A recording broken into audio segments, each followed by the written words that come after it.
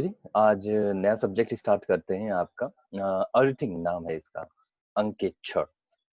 Auditing का अगर character समझना चाहे कि एक जो ऑडिटर होता है वो करता क्या है। एक ऑडिटर का काम एक डॉक्टर की तरह आप समझ सकते हैं कि अगर एक डॉक्टर को पेशेंट के बारे में पता करना है कि वो पेशेंट कैसा है कैसा नहीं है, तो उसकी सारी जांच करवाई जाती है।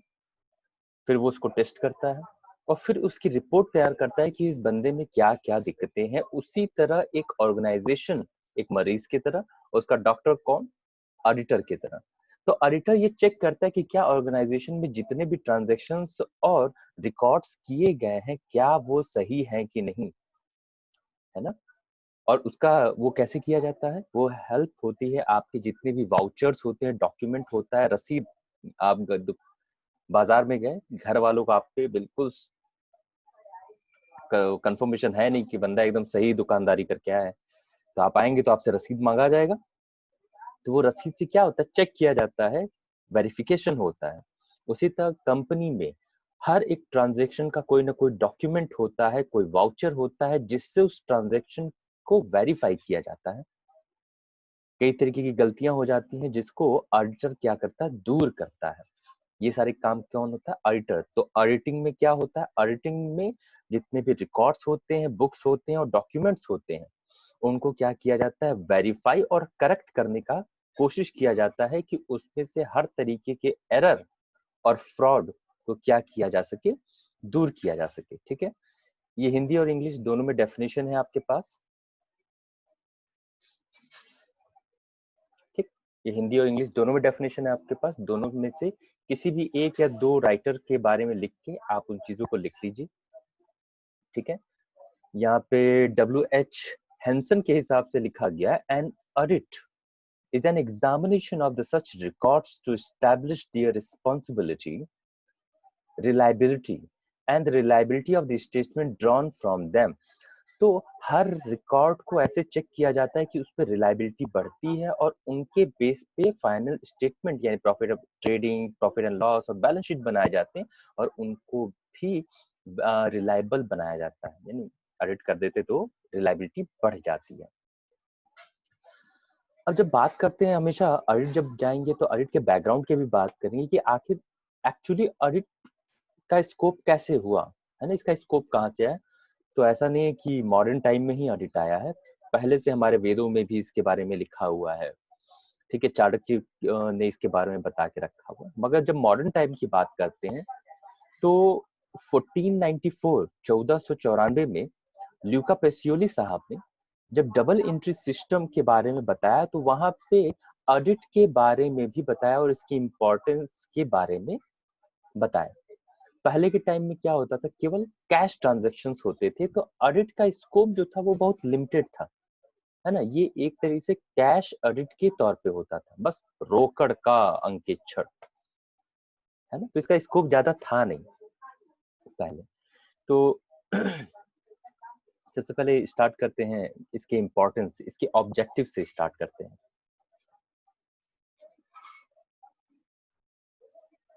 ये स्क्रीनशॉट ले लीजिएगा, ठीक है, और फिर से कॉपी पे नोट कर लीजिए, तो पॉज करके डायरेक्ट नोट करते हुए चलिएगा। ठीक है ना, ज्यादा राइटर्स के माध्यम मत लिखिएगा, मैक्सिमम एक या दो, जिसको जितना आप जो आपको सही लगे पढ़ाने में। ठीक, ओके, इसे मैं हटाता हूँ यहाँ से।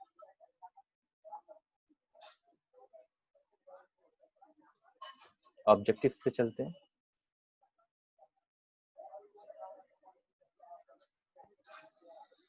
देखिए, ये है टोटल आपका ऑब्जेक्टिव। ऑब्जेक्टिव को हम 3 पार्ट्स में डिवाइड कर सकते हैं। देखिए, पूरा 3 पार्ट्स कौन से हैं। एक बिजनेस में जो होता है, जो ऑडिटिंग होती है, उसके 3 ऑब्जेक्टिव लेके चलते हैं। सबसे मेन ऑब्जेक्टिव जिसको किए बिना, यानी बिना उस पर्पस के आप ऑडिटिंग अब करें ही ना, है ना, तो वो मेन ऑब्जेक्टिव में आता है। फिर उसके बाद आते हैं सब्सिडरी ऑब्जेक्टिव यानी सहायक उद्देश्य, और अदर ऑब्जेक्टिव ये होता है ना, जैसे दूध वाला दूध दे के जाता है तो फिर आपको दूध के साथ फिर बाद में कुछ एक्स्ट्रा दूध भी देता है ना, घलुआ जो एक्स्ट्रा मिल जाता है। तो ऑब्जेक्टिव के कुछ मेन रीजंस तो हैं उसको करने के, मगर अगर आप ऑडिट करवा लेते तो उसके साथ कुछ और भी फायदे होते हैं, वही आपकी सब्सिडरी एंड अदर ऑब्जेक्टिव्स में आ जाएंगे। ठीक, सबसे पहले मेन ऑब्जेक्टिव में स्टार्ट करते हैं। मेन ऑब्जेक्टिव, मुख्य उद्देश्य, सबसे पहला क्या होता है? Examination of accounting books.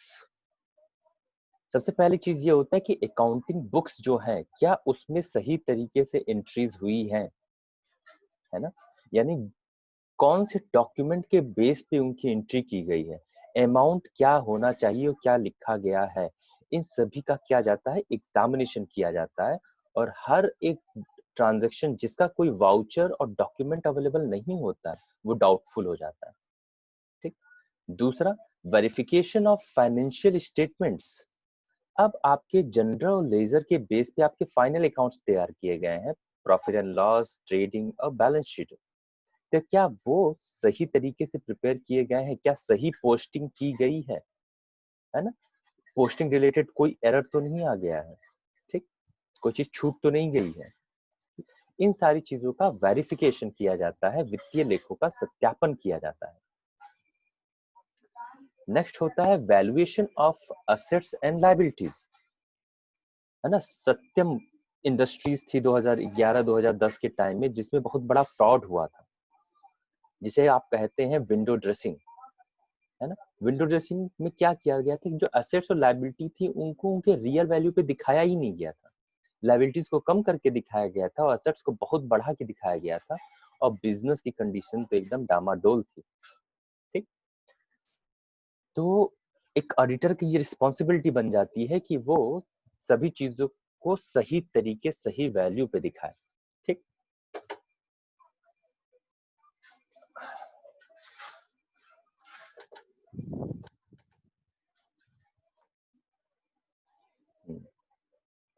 चलिए, फिर आपका आ जाता है सब्सिडरी ऑब्जेक्टिव में आ जाते हैं। फैन को एडजस्ट कर रहा था, ये नहीं हो पा रहा सही से। ठीक है।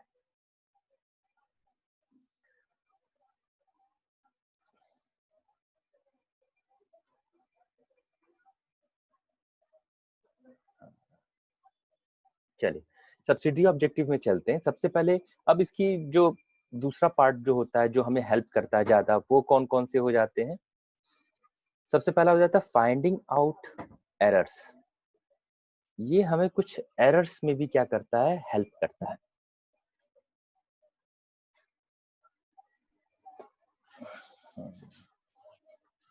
ये ज्यादा बेहतर है।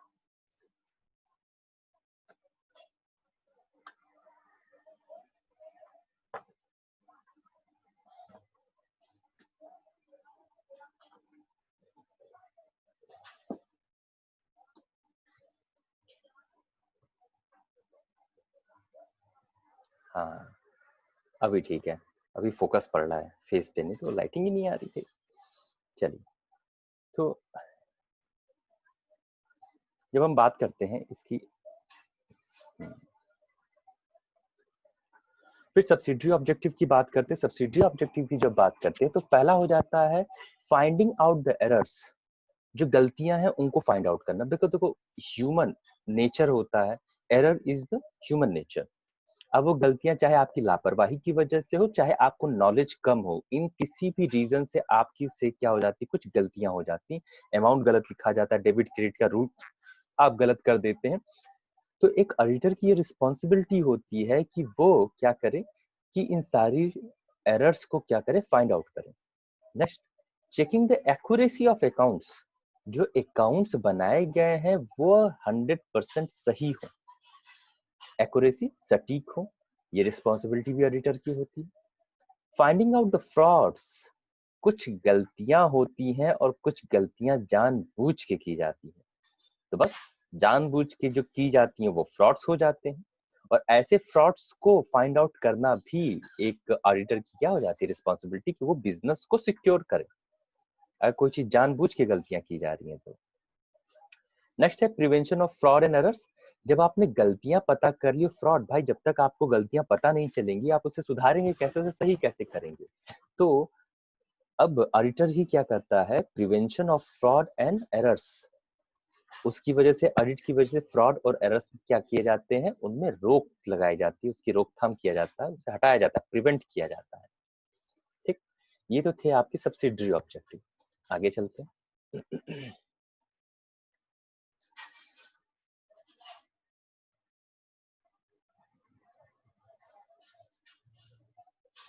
नेक्स्ट है अदर ऑब्जेक्टिव। अदर ऑब्जेक्टिव्स में क्या है आपके? पहला है moral pressure on employees. Employees पे मोरल प्रेशर की बात क्या है?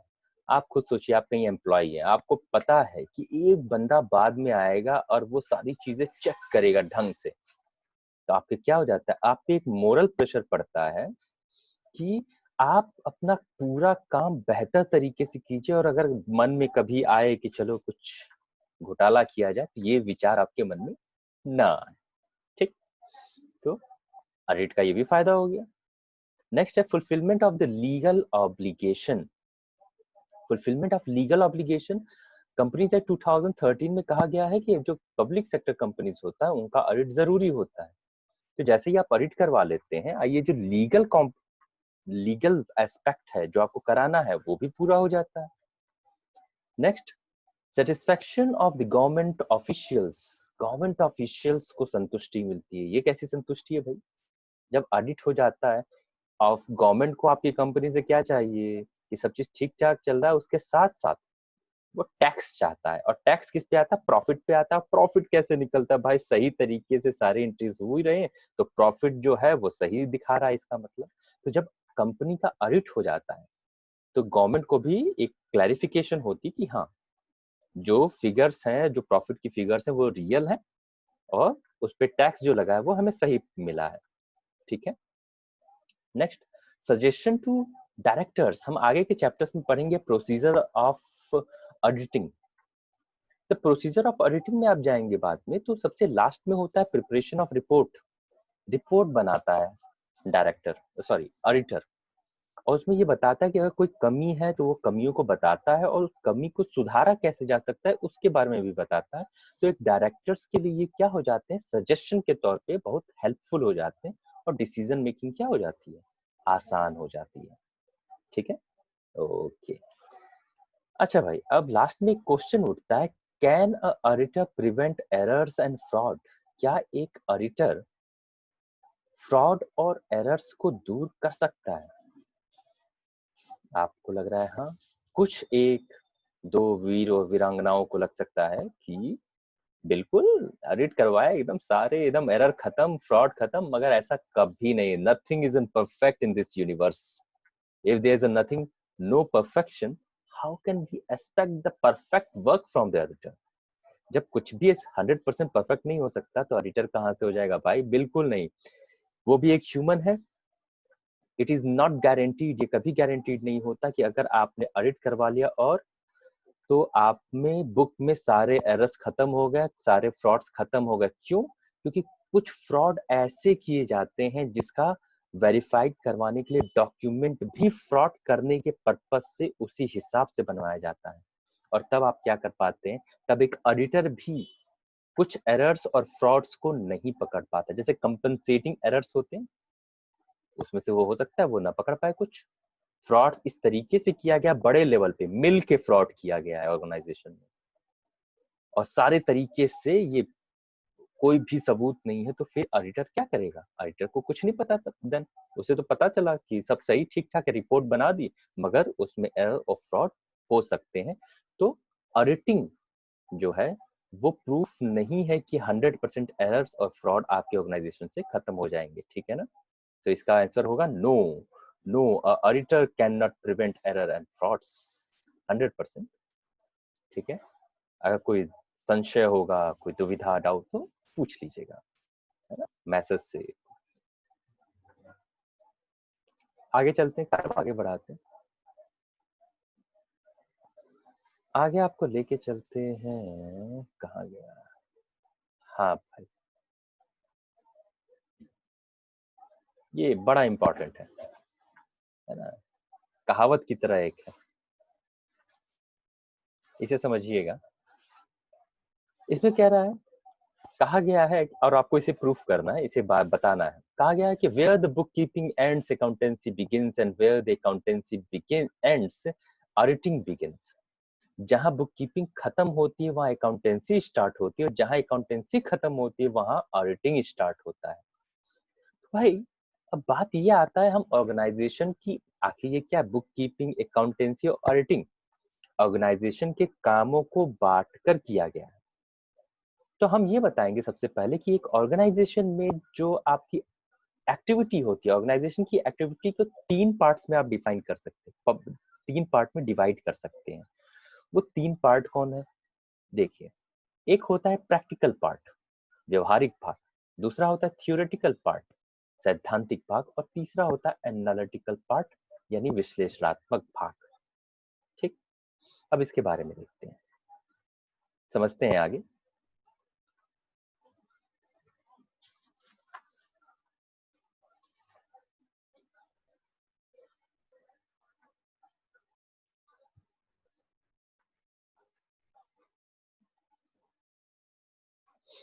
सबसे पहले आपका है प्रैक्टिकल पार्ट,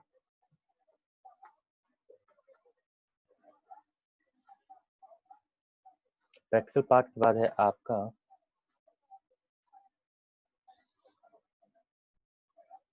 थ्योरेटिकल पार्ट, और फिर आपका आता है एनालिटिकल पार्ट।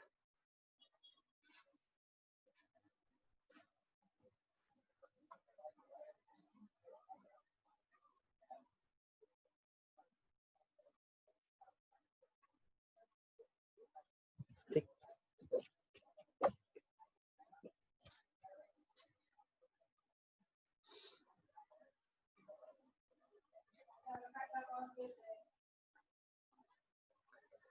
अब आपका है प्रैक्टिकल पार्ट, आपका है एनालिटिकल पार्ट, और आपका है सॉरी थ्योरेटिकल पार्ट, और फिर ये एनालिटिकल पार्ट।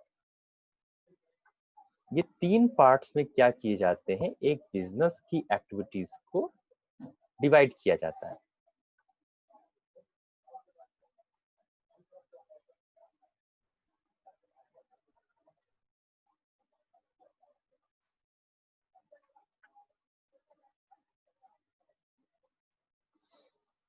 अब हम एनालिटिकल पार्ट में किसको रखते हैं? जब बात करते हैं आप एनालिटिकल पार्ट की, तो एनालिटिकल एनालिटिकल पार्ट का मतलब होता है transactions are recorded. Analytical part में ट्रांजैक्शंस को रिकॉर्ड किया जाता है, ठीक है ना? तो आप लिखेंगे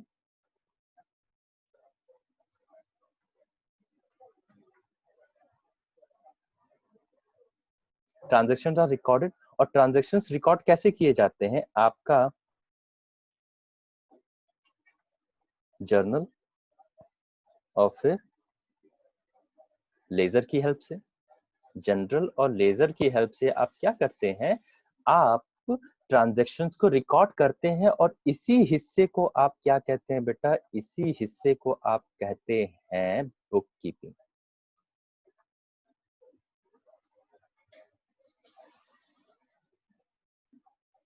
आई बात समझ में? प्रैक्टिकल पार्ट, प्रैक्टिकल का पार्ट में क्या होता है, जितने भी बिजनेस में ट्रांजैक्शंस होते हैं उनको आप रिकॉर्ड करते हैं, किसकी हेल्प से? जनरल और लेजर की हेल्प से।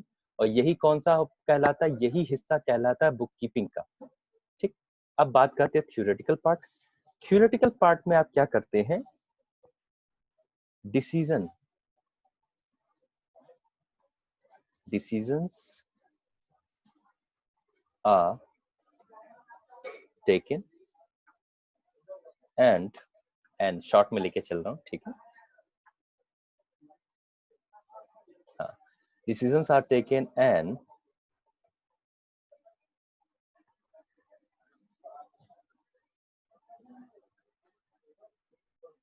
conclusions are drawn। ठीक, डिसीजंस लिए जाते हैं और कंक्लूजन्स निकाले जाते हैं, ठीक है? और ये आप किसकी हेल्प से कर पाते, किस चीज की हेल्प से कर पाते? ये आप कर पाते हैं ट्रेडिंग प्रॉफिट एंड लॉस और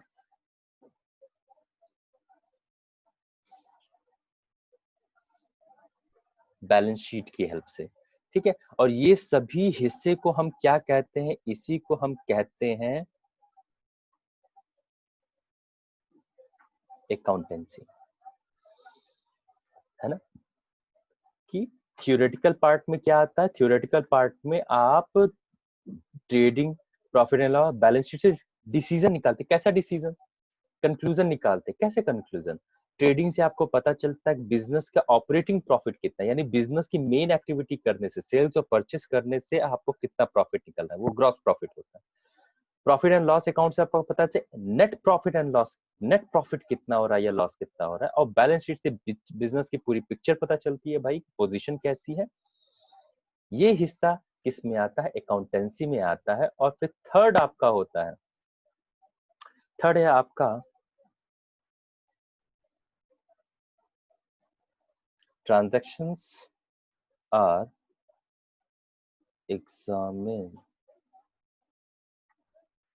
examined and report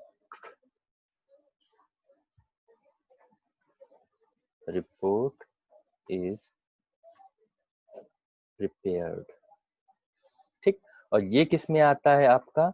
यही आपका आता है ऑडिटिंग में, है ना। तो बिजनेस की टोटल एक्टिविटीज तीन पार्ट्स में होते हैं, प्रैक्टिकल पार्ट, थ्योरेटिकल पार्ट और एनालिटिकल पार्ट। प्रैक्टिकल पार्ट वहां जहां पे ट्रांजैक्शन को रिकॉर्ड करते हैं, इसी को कहते हैं बुक कीपिंग। थ्योरेटिकल पार्ट जहां पे डिसीजंस निकाल लेते हैं और कंक्लूजन ड्रॉ करते हैं। और ये कहां से होता है? ट्रेडिंग, प्रॉफिट एंड लॉस और बैलेंस शीट, जो कि आपका अकाउंटेंसी का भाग हो जाता है। और एनालिटिकल पार्ट, ट्रांजैक्शंस को क्या किया जाता है? एग्जामिन किया जाता है और रिपोर्ट तैयार की जाती है। तो क्या हो रहा है? आपने क्वेश्चन क्या पढ़ा था, बिल्कुल वही हो रहा है कि बुक कीपिंग जहां खत्म होती है वहां अकाउंटेंसी शुरू होती है, और अकाउंटेंसी जहां शुरू होती है, यानी जहां खत्म होती है, वहां ऑडिटिंग शुरू होती है। इसको आप कैसे बताएंगे? 15 मार्क्स में आ सकता है, यानी लॉन्ग क्वेश्चन में ये आएगा। तो सबसे पहले आप बताएंगे कि बिजनेस ऑर्गेनाइजेशन की एक्टिविटीज को आप तीन पार्ट्स में डिवाइड कर सकते हैं, practical part, theoretical part, analytical part, तीनों के बारे में बताएंगे कि इसमें क्या क्या होता है, जो कि मैंने आपको बताया। फिर बुक कीपिंग की हेडिंग डालेंगे, उसके बारे में बता देंगे। अकाउंटेंसी की हेडिंग डालेंगे, उसके बारे में बता देंगे। ऑडिटिंग की हेडिंग डालेंगे, उसके बारे में बता देंगे, जो कुछ भी। ठीक। फिर आप क्या करेंगे? तीनों का डिफरेंस अगर क्वेश्चन में पूछा, क्योंकि 4 मार्क्स में यानी शॉर्ट क्वेश्चंस में बुक कीपिंग, अकाउंटेंसी और ऑडिटिंग में डिफरेंस क्या है, ये भी पूछता है। ठीक। तो उसको भी बता सकते हैं, उसमें मैं दिखा देता हूँ अब। ठीक है।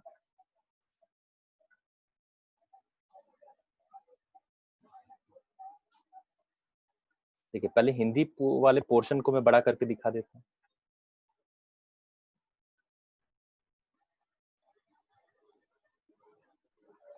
ठीक है, ये हिंदी वाला पोर्शन हो गया।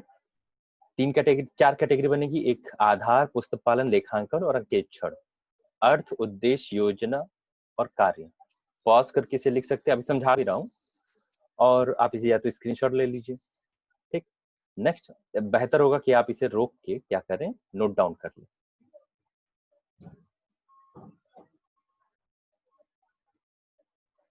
इसे थोड़ा और छोटा करना।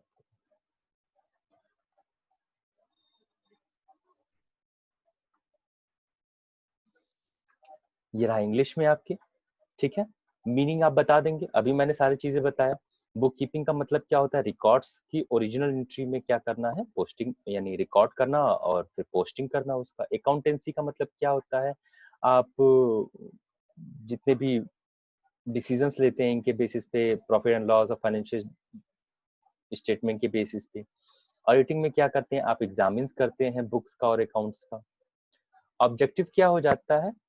कि कीपिंग अकाउंट्स के अकाउंट्स को रखना, उनको मेंटेन करना ही ये बुक कीपिंग में ऑब्जेक्टिव होता है। अकाउंटेंसी का क्या हो जाता है? आगे फ्यूचर के लिए प्लानिंग बनाया जा सके, उसके लिए कंक्लूजन निकालना। और ऑडिटिंग के लिए क्या हो जाता है? कि एक्यूरेसी अकाउंट्स की बनी रहे, एकदम सटीक रहे, कोई गड़बड़ झोल ना रहे उसमें। Next, qualification. बुक कीपिंग के लिए आपको ज्यादा ऐसा कोई बहुत बड़ी क्वालिफिकेशन की जरूरत नहीं है। यू आर सिंपल ग्रेजुएट और you have appropriate skills to perform the task, you can go for that, कर सकते हैं।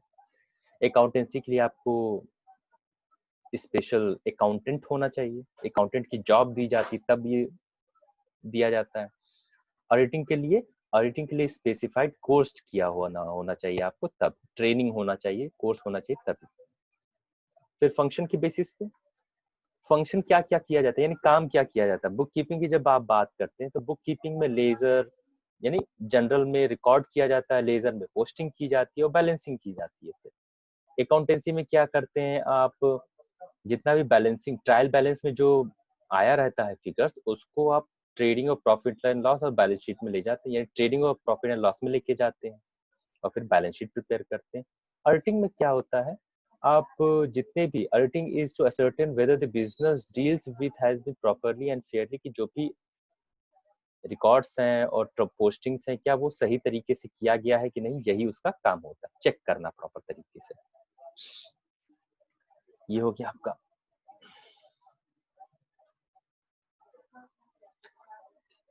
इसे लिख लीजिएगा। अब आगे एक बड़ी इंटरेस्टिंग क्वेश्चन पे चलते हैं।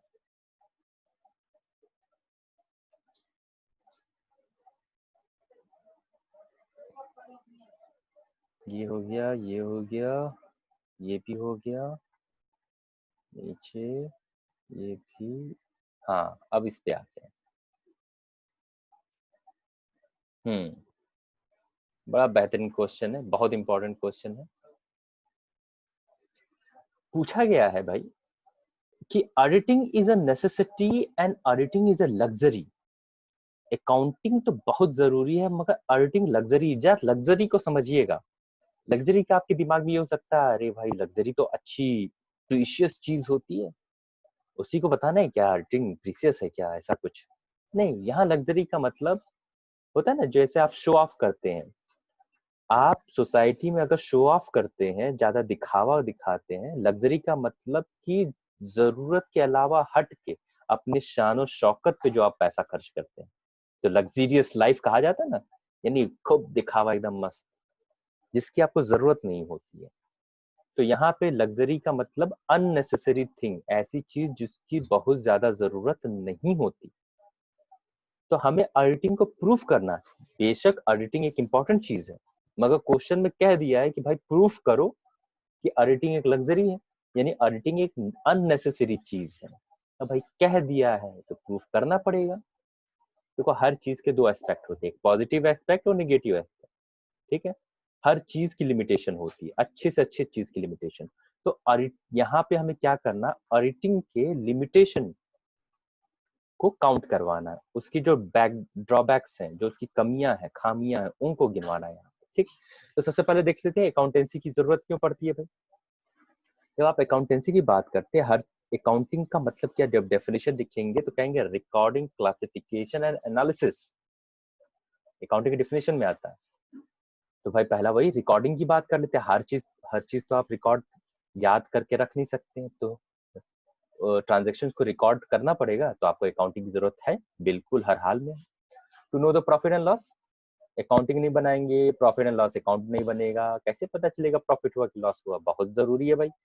To know the financial business position, balance sheet बनाते हैं तो फाइनेंशियल पोजीशन पता चलती है, और बैलेंस शीट तभी बनेगी जब अकाउंटिंग बनाएंगे करेंगे आप, बहुत जरूरी है अकाउंटिंग।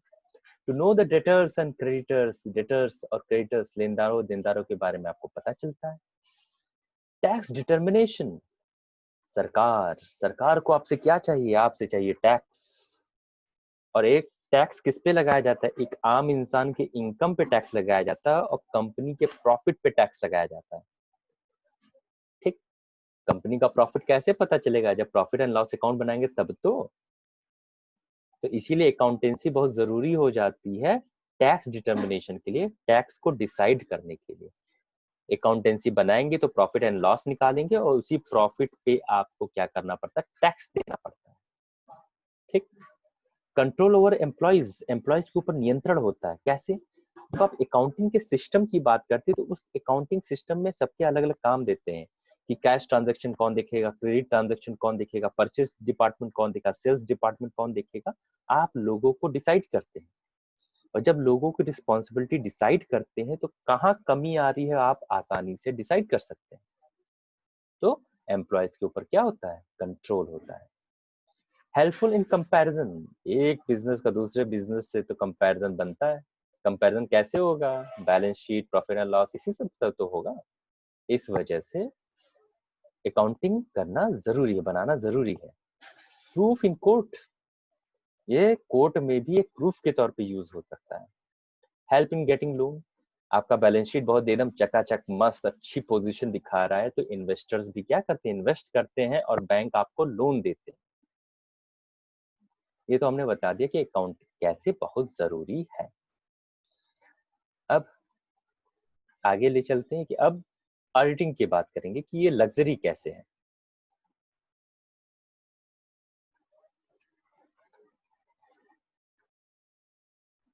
हाँ भाई, ऑडिटिंग लग्जरी है वो देखेंगे, लास्ट में भाग मत जाइएगा, कंक्लूजन बचा रहेगा, उस पर अभी हमें कुछ लिखना रहेगा, ठीक है? कंक्लूजन, निष्कर्ष, आपके मन की वेदना क्या है उसे व्यक्त किया जाएगा। What is the pain in your heart, like auditing is a luxury. पहला, wastage of money. Wastage of money कहने के पीछे रीजन क्या होता है? ये कहते को तीनों पॉइंट एक ही जैसे से रिलेटेड है, wastage of money, wastage of energy, wastage of time. कहते हैं कि जब आपके पास अकाउंट, ऑडिटिंग बहुत जरूरी तो है नहीं, सिवाय पब्लिक सेक्टर कंपनी को छोड़ के ऑडिटिंग जरूरी नहीं है आपके लिए, तो आप अपना अकाउंटिंग सिस्टम ही इतना बेहतर रखिए कि आपको ऑडिटिंग की जरूरत ही ना पड़े, है ना? तो अगर आप अकाउंटिंग जो आपके लिए कंपलसरी वही बेहतर से कर लेंगे तो आपको ऑडिट की जरूरत नहीं पड़ेगी, जिससे आपका पैसा बचेगा, एनर्जी बचेगी, समय बचेगा। ये एनर्जी और समय, एनर्जी एंड टाइम कैसे बचेगा? जब भी आपका ऑडिट काम होता है तो एक दो दिन के लिए बिजनेस एक्टिविटीज भी क्या हो जाती है? रोक दी जाती है, मतलब उसके ट्रांजेक्शन रोक दिए जाते हैं कि पूरा ऑडिट का प्रोसेस हो जाए, ठीक? एम्प्लॉयज को बार बार बुलाया जाता है, उनसे पूछताछ की जाती है, तो एम्प्लॉयज का भी समय और एनर्जी दोनों खर्च होता है इससे। तो इस वजह से यहाँ पे कहा गया कि ऑडिटिंग में मनी का वेस्ट है, एनर्जी का वेस्ट है, टाइम का वेस्ट है। फोर्थ पॉइंट समझिएगा, इनसिग्निफिकेंस ऑफ ऑडिटिंग, अंकेक्षण की निरर्थकता। किसी चीज को इनसिग्निफिकेंट कैसे कहेंगे? समझ लीजिए आपको बुखार है, आपने दवा खाई और वो दवा का कोई असर नहीं हुआ, तो वो दवा इनसिग्निफिकेंट हो गई, यानी आपका पर्पस नहीं पूरा हुआ उससे, है ना? उसी तरह ऑडिटिंग को आप कह सकते हैं, कहते हैं आप ऑडिटिंग क्यों कराते हैं कि एरर और फ्रॉड पता चल जाए, मगर ऑडिटिंग कोई गारंटी नहीं होता, कभी नथिंग इज परफेक्ट। ऑडिटिंग ये गारंटी नहीं कि ऑडिटिंग आपने करा दिया तो अब कोई भी एरर नहीं होगा, कोई फ्रॉड उसमें नहीं हुआ होगा, ये गारंटी नहीं है। तो कहा जाता है जब गारंटी ही नहीं है तो फिर क्या मतलब है इसका? तो इसलिए इसको निरर्थक, इनसिग्निफिकेंट बता देते हैं। Decrease in efficiency of employees, अब सिक्के के दो पहलू होते हैं। जब हम ऑब्जेक्टिव पढ़ रहे थे वहां देखा था कि मोरल रिस्पॉन्सिबिलिटी बढ़ती है कि ऑडिटर बाद में आएगा, पता चल जाएगा, मगर उसका अलग एक्सपेक्ट। कुछ हमारे कर्मचारी ऐसे महान होते हैं, वो कहते हैं जब बाद में एक बंदा आएगा ही चेक करने के लिए तो हमें इतना परेशान होने की क्या जरूरत है, वो नॉर्मली वो काम करेंगे, अपनी पूरी एफिशिएंसी पे काम नहीं करेंगे। तो ये भी एक एस्पेक्ट है, decrease in efficiency of employees. आइए बात करते कंक्लूजन, निष्कर्ष की। देखिए भाई, बिजनेस दो तरीके से होते हैं, एक छोटा बिजनेस होता है, एक बड़ा बिजनेस होता है, मीडियम बिजनेस भी होते हैं, उनको छोड़ते हैं, उनको कहीं भी आप एडजस्ट कर देंगे। तो छोटे बिजनेस जो होते हैं जहां पे मैन पावर ज्यादा नहीं होता, ट्रांजेक्शन छोटे लेवल पे होता है, बहुत ज्यादा ट्रांजेक्शन भी नहीं होते हैं, ऐसे छोटे ऑर्गेनाइजेशन जहां पे मालिक या कोई एम्प्लॉय ही ऑडिट जैसे कामों को कर सकता है ना? एक तो खुद ही प्रॉफिट ज्यादा होता नहीं है, ऊपर से आप ऑडिटिंग का बोझ डाल देंगे तो बड़ा नुकसान हो जाएगा। तो ऐसे छोटे ऑर्गेनाइजेशंस के लिए ऑडिटिंग को क्या कहा जा सकता है? लग्जरी कहा जा सकता है। छोटे ऑर्गेनाइजेशन के लिए ऑडिटिंग क्या हो जाता है? लग्जरी हो जाता है, वहां इसकी जरूरत नहीं होती।